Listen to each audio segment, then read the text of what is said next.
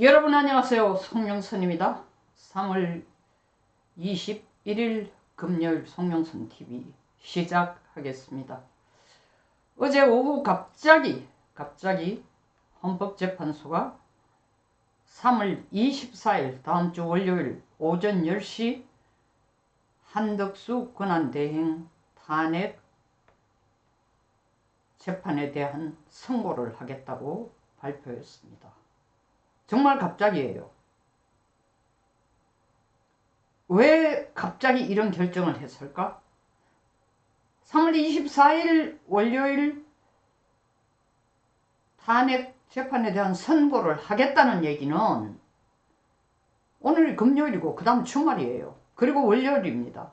그러니까 이미 평의는 다 끝났고 어떻게 보면 평결문까지 다 만들어 놓고 있는 상태라고 볼 수 있죠. 근데 그렇기 때문에 갑자기 3월 24일 오전 10시에 할 수 있다라고 선고날을 발표한 겁니다. 여기서 우리가 한번 짚어봐야 될 게 최재해 감사원장과 이창수 중앙지검장 두 분이 같은 날 98일 만에 두 분 똑같이 12월 5일날 탄핵당했습니다. 근데 사실은 무게로 보면 두 분이 같다고는 할 수 없습니다. 한 분은 뭐 대한민국 수사에 진짜 가장 뛰어난 사람이고 한 분은 감사에 뛰어난 분이라고 할 수 있지만 감사에 최정점이 있는 사람이라 할 수 있지만 감사원장은 독립적인 헌법기관입니다.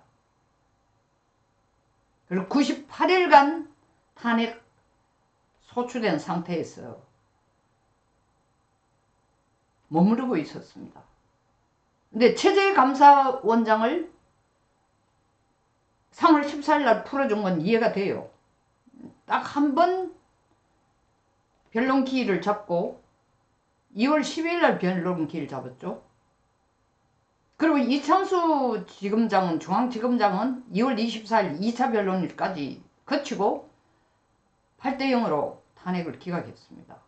이창수 지검장을 최재해 감사원장하고 같은 날 풀어줬다는 게 배가 아프다는 뜻이 전혀 아니고 무게감으로 본다면은 감사원장을 풀어주는 쯤에 한덕수도 풀어줬어야 된다. 그런데 한덕수 권한대행은 지금까지 계속 끌고 왔어요. 거기에 비해서 이창수 중앙지검장은 바로 최재해 감사원장하고 뭐 겉으로 보이는 명분은 같은 날 탄핵당했으니까 같은 날 풀어준다지만 그거는 짜맞추기 명분이죠. 12월 5일날 탄핵당했고 12월 27일 탄핵당해도 같은 날 선고를 할 수가 있죠. 그리고 위치상 무게감으로 보면 최재해 감사원장이 탄핵 기각되는 날 한덕수 권한대행도 탄핵 기각이 되었어야 되는데 한덕수를 지금까지 계속 끌고 온 거는 그 카드가 쓸만한 카드다. 무슨 카드냐? 결국 한덕수 총리 탄핵을 한 이유가 헌법재판소 재판관을 임명 안 했다는 이유 아닙니까? 왜 한덕수 권한대행은 거부하는 게 아니고 합의될 때까지 기다린다고 얘기했는데 결과론적으로 보면 최상목 권한대행이 두 사람을 임명하고 한 명을 남겨놓았으니까 한덕수 권한대행이 결국 40명을 임명을 안 했기 때문에 탄핵 당한 건 꼴이 되는데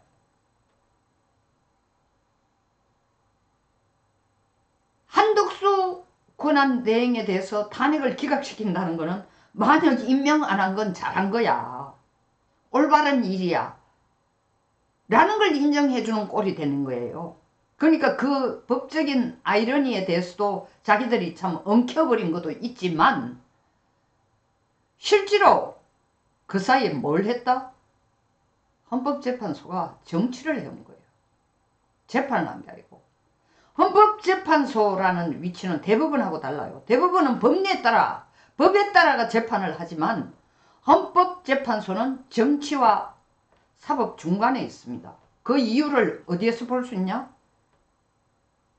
임명을 어떻게 합니까? 대통령이 임명하지만 국회가 추천하는 세 사람, 입법부가 추천하는 3사람, 대법원이 추천하는 3사람, 사법부가 추천하는 3사람, 그리고 행정부, 대통령이 임명하는 3사람이에요. 그 상권분립의 원칙에 따라서 각각의 의견을 수렴한 각 입법부, 사법부, 행정부의 밸런스를 맞추어서 임명한 게 헌법재판소예요. 그 얘기는 무슨 얘기냐? 상권분립 원칙을 존중하는 동시에 국민 여론에도 귀를 기울이겠다는 뜻입니다. 근데 그 사이 헌법재판소가 재판을 안 하고 정치를 해왔다는 뜻은 무슨 뜻이냐? 한덕수를 12월 27일 탄핵 소추안을 가결시키고 난 뒤에 탄핵 인용 분위기가 압도적일 동안에 그 시간에 무슨 일이 벌어졌느냐? 대통령 재판이 진행이 되고 있었어요. 그 2월 한 달 동안 대통령 재판의 분위기에서 헌법재판소가 보여준 건 정말 불법이고 위법이고 거의 횡포에 가까웠어요. 다른 말로 바꾸어 하면은 탄핵 인용 쪽에 손을 들어주는 행태를 계속 유지해왔다는 겁니다. 그런데 시간이 지나면서 보니까 국민 여론이 굉장히 바뀌기 시작하고, 처음에 대통령이 계엄 선포를 한 직후에 탄핵 찬성이 72%였어요. 근데 거의 비슷한 수준으로까지 올라왔습니다. 지금도 탄핵 인용이 조금 더 높지만 거의 비슷한 수준으로 올라왔어요. 탄핵 인용은 좀 더 높지만 대통령 지지율은 50%를 넘어선 겁니다. 그거를 헌법재판소가 무시할 수가 없어요.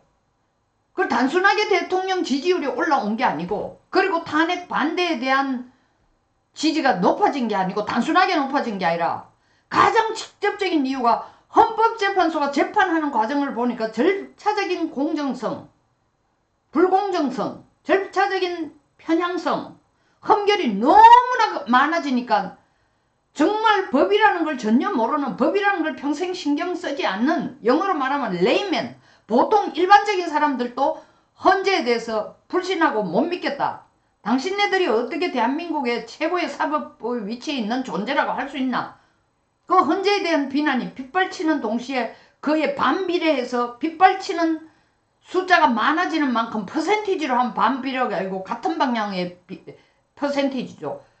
탄핵에 대해서 반대하는 비율도 높아지기 시작하니까 헌재가 그걸 무시할 수가 없어. 국민 여론을 보기 시작하는 거예요. 아, 이거 우리도 이제 좀 공정한 모습을 좀 보여야 되겠다. 우리가 정치하는 게 아니라 재판을 하고 있다는 모습을 좀 보여줘야 되겠다. 그런 와중에 유창종 전 중앙지검장, 그리고 허영 교수님, 이인호 법학전문대학 교수님, 여러분들이 끊임없이 절차적 흠결이라든가 편파성이라든가 위법성이라든가 헌재가 하는 것이 너무나 불공정하다든가 끊임없는 지탄과 지적과 옳은 말이죠. 계속 국민의 편에 서서, 그냥 무조건 국민의 편에 서서 아니라 객관적이고 법리적이고 공정한 입장에서 볼 때에 헌재가 아주 잘못하고 있다. 심지어 허영 교수는 가루가 될 것이다. 이 상태에서 대통령을 탄핵한다면, 파면시킨다면, 이렇게까지 나옵니다. 그러니까 그 압박감을 느끼기 시작한 거죠. 그럼에도 불구하고 처음에 8대0에 가까운 인용 분위기가 거의 비슷한 4대4까지는 아니라도 거의 확정적인 건 지금 5대3은 확실하다는 겁니다. 왜냐하면 만역을 임명하려고 민주당이 저 발광을 하는 거 보면은 6대2라면 저를 발광을 할 필요 없습니다. 벌써 발표했죠. 발표했다는 건 대통령 탄핵 선고를 했죠. 그러니까 가장 보수적으로 봐도 5대3 정도에 오니까 이 3에 서 있는 보수 쪽 재판관들이 이제 힘을 얻고 목소리를 본격적으로 내기 시작하면서 한덕수 탄핵 심판을 언제까지 미룰 것인가.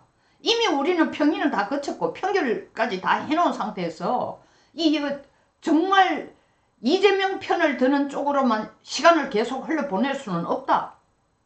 이런 차제에 민주당이 본격적으로 팔을 걷어붙이고 처음에 2월 27일 만역 임명 안 한 것은 국회 권한 침해라까지 라는 정도까지로 헌법재판소가 위헌 판결을 내려줬음에도 불구하고 그때만 해도 만역 임명에 대해서 최상목 권한대행에 대한 압박이 그렇게 안 큰데 정말 팔 걷어붙이고 이재명이 발광을 하는 모습을 보니까 이러다가 나라가 큰일 나겠다는 생각도 있고 점차적으로 시간이 가면 갈수록 보수파 쪽에 서 있는 보수 쪽 의견에 손을 드는 재판관들이 힘을 얻기 시작한 겁니다. 노골적으로 나오는 게 김복형 재판관이 얼마나 이게 짱돌 정말 한 발자국도 물러서지 않고 정영식 재판관은 이미 그 목소리를 재판할 동안에도 보여줬지만 김영두 재판관에 대해서는 반반 갈라지는 의견이 있음에도 불구하고 그러나 재판 과정에서 가장 많은 질문을 했다는 측면에서 좀 공정성을 지켜주지 않을까 하는 기대감을 우리가 갖기 시작하고 청문회 동안에 우리들에게 의혹감을 좀 약간 불신의 인상까지 줬지만 어쨌든 국회에서 여당 몫으로 추천된 조한참 재판관도 우리 편이 속에 서서 목소리를 낸다는 얘기가 계속 들어오고 이러니까 보수파 쪽 재판관들이 목소리를 내면서 그 정점이 어떠냐 언제냐 최상목 권한대행에 대해서 민주당이 탄핵한다고 하자 헌재가 전격적으로 한덕수 탄핵 선고를 하겠다고 발표한 겁니다. 제가 볼 때는 민주당이 이 정보까지는 없었는 것 같아요. 굉장히 놀란 거죠. 왜냐하면 자기들은 그래도 단단히 밀었어. 어쨌든 간에 헌법재판소는 자기들 편일 거야. 그래서 초조하지만 겉으로는 8대 0의 인용이라고 떠들어 제꼈지만 실질적으로는 세이프티 벨트를 안전벨트를 갖기 위해서 만역은 임명해야 된다. 에? 라고 밀어붙였는데 이재명까지 나서서 지금 최대행을 우리가 보면 이게 말이 안 되는 얘기인데 지금 탄핵을 하려고 하는 게 근데 실질적으로 이게 윽박지르는 게 아니고 정말 쓰잘데기 없는 짓 같은데 이걸 법리적으로 보면 말이 안 되는 일이고 미친 짓이고 택도 없는 짓이고 헛발질 같은데 정치적으로는 단순한 헛발질로만 볼 수는 없다. 왜냐하면은 이재명이 나서가 너를 탄핵하겠다는 거는 내가 대통령 될 가능성이 아직도 상당히 윤석열 탄핵될 가능성 이상으로 내가 대통령 될 가능성도 커. 내가 대통령 되면 너 가만 안 둘 거야. 그래? 네가 만약 임명 안 해? 그럼 이조. 그 다음에 가계부 장관. 그 다음에 김문수. 차례대로 너희들 내한테 다 칼 맞을 거야. 정치적으로. 이 압박을 지금 행사하겠다는 겁니다. 그걸 노리고 지금 이재명은 이거 막무가내식으로 망나니 짓을 하고 있는 겁니다. 그러니까 우리가 상식적으로 법리적으로 생각할 때 도대체 얻을 게 없는데 왜 이럴까? 이런 정치적인 압박용으로 최상목을 탄핵하고자 하는 겁니다. 그 다음에 줄줄이 사탕처럼 줄 탄핵을 끌어가면 그 자리에 있던 국무위원들이 다 위축될 것이다. 그걸 노리는 거예요. 위축되는 동시에 결국 다음 세대에 대통령은 나야. 이걸 은연중에 협박을 가하는 거죠. 그러니까 한덕수 탄핵에 대한 평의와 평결까지 다 해놓은 상태에서 헌재가 그걸 발표를 안 하고 다시 말하면 선고를 안 하고 계속 붙들고 문영배나 이미서이나 정계선 쪽에 밀려가지고 계속 있으면 나머지 이 사람들도 재판관들도 당신네들 뭐야? 직무유기 아니야? 그리고 객관성이 하나도 없는 거잖아. 처음 지적받은 그 지적을 비판을 피해갈 수가 없는 거예요.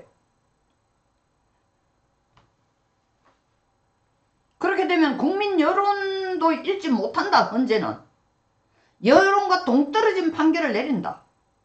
그 권위라는 건 땅에 완전히 떨어진다. 그런 비판을 피해갈 수가 없습니다. 그런데다가 만에 하나 이재명은 자기 큰 소리를 치면서 3월 26일 공직선거법은 자기는 100만원 이하로 만들 수 있다고 큰 소리를 치지만 거의 90% 이상의 국민들 그리고 법을 공부한 사람들, 법 전문가들은 아니야. 이재명이 2심에도 당선 무효형이 나올 가능성이 아주 높아. 최소한 1심과 같이 1년 징역, 2년 집유가 나올 거야. 만약 그렇게 나온다면은 최종심까지 3개월 갈 것도 없어. 2개월 내에 가능해. 최종심이 2개월 내에 가능하다라는 얘기는 굉장히 중요한 얘기인 게 만에 하나 있어서는 안 되지만 뭐 억만분의 1이라도 대통령이 파면당하면은 조기 대선이 있을 거 아니에요. 조기 대선이 있어서 이재명이 이긴다 손치더라도 당선 무효형이야. 이재명이 끝나는 거예요.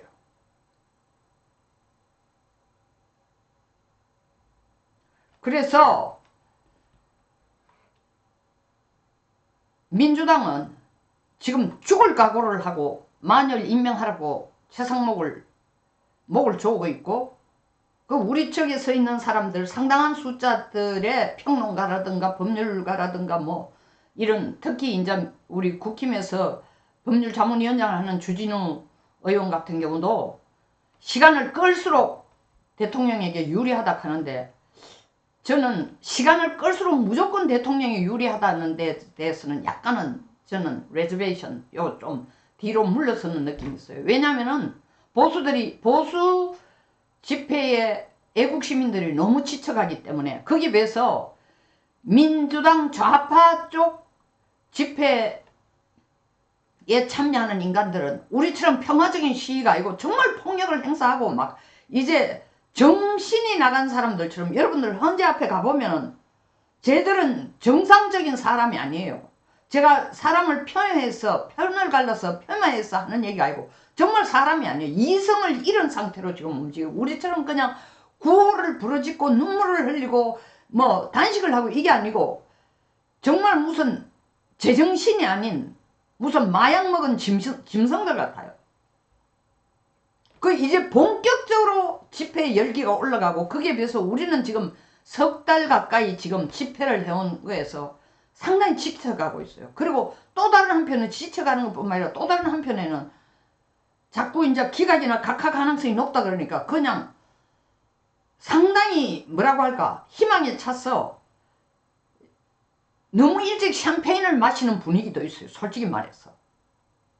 그래서 과연 이러다가 대통령 지지율이 떨어지고 보수의 집회가 완전히 저 좌파 집회보다도 집회에 참여하는 숫자도 적고 목소리도 낮아지고 너무 편안해진 모습이라면 이게 꼭 플러스가 될까? 여론이 헌법재판소에 영향을 준다면 대통령 지지율이 옛날과 같지 않네? 40%선 유지하기가 어렵네? 다시 밀릴 수가 있다는 거죠. 문영배 이미선 정계선에 의해서. 그래서 앞에 유튜브에서 말한 것처럼 저는 끝까지 경계를 낮춰서 안 된다. 주진우 의원 얘기는 갈수록 선거길이 늦춰질수록 대통령이 유리하다. 저는 꼭 그렇게만 보는 건 아니다. 왜냐하면 국민 여론이 보수들이 좀 많이 지쳐가고 있기 때문에 기다리는데 너무 지치고 거의 집단 우울증 내지는 뭐 집단 불면증 뭐 지금 가정이고 뭐 살림이고 직업이고 뭐 다 던져놓고 나와 있는 사람들이 너무 많기 때문에 꼭 안심만 할 수 없다. 기대하는 것은 이런 여론이 다소 깔아앉는다 손치더라도 지금 5대3에서 3쪽에 탄핵 반대쪽에 서 있는 재판관들이 더 굳건하고 확실하게 흔들리지 않고 자기들 목소리를 유지해주고 그것이 바로 정치가 아니고 진정한 재판을 하는 모습이라는 것을 보여주기를 간절히 바라는 거죠.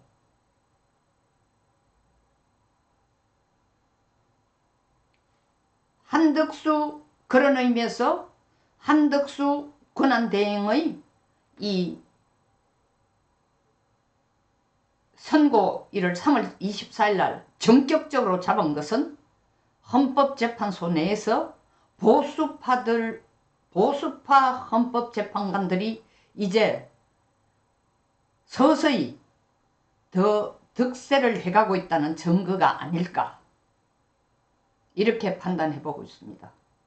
송영선 TV였습니다. 끝까지 시청해 주셔서 감사합니다.